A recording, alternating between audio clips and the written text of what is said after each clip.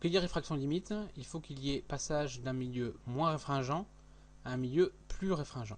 Donc, on va passer d'un milieu d'indice N1 à un milieu d'indice N2 supérieur à N1.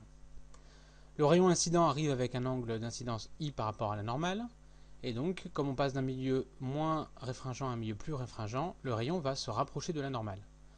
Ceci veut dire que l'angle de réfraction est plus petit que l'angle d'incidence. Si on augmente l'angle d'incidence, on va avoir un rayon réfracté avec l'angle de réfraction qui est toujours inférieur à l'angle d'incidence. On voit aussi que donc il y a un rayon réfléchi qui apparaît, enfin qui est présent, et donc son intensité est plus faible que celui du rayon incident. De la même manière, le rayon réfracté a une intensité qui est plus faible que le rayon incident, puisque le rayon incident se sépare en deux.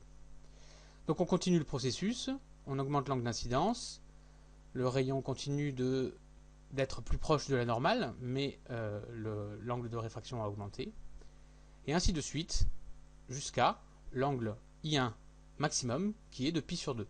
À ce moment-là, le rayon réfracté admet un angle de réfraction maximum qui s'appelle I2 limite, et le rayon réfléchi est suivant le dioptre du milieu N1 vers le milieu N2. Si on établit la loi de Descartes concernant la réfraction, eh bien on a N1 sinus I1 max égale N1 sinus pi sur 2, puisque I1 max égale pi sur 2 à la limite, et c'est égal à N2 sinus I2 limite. On peut donc en déduire l'expression de I2 limite, qui est égale à arc sinus de N1 sur N2. Prenons l'exemple de la réfraction entre un milieu R et un milieu vert.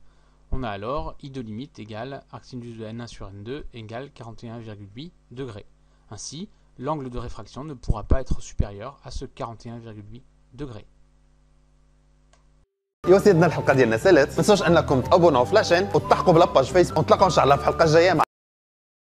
Partagez avec les autres.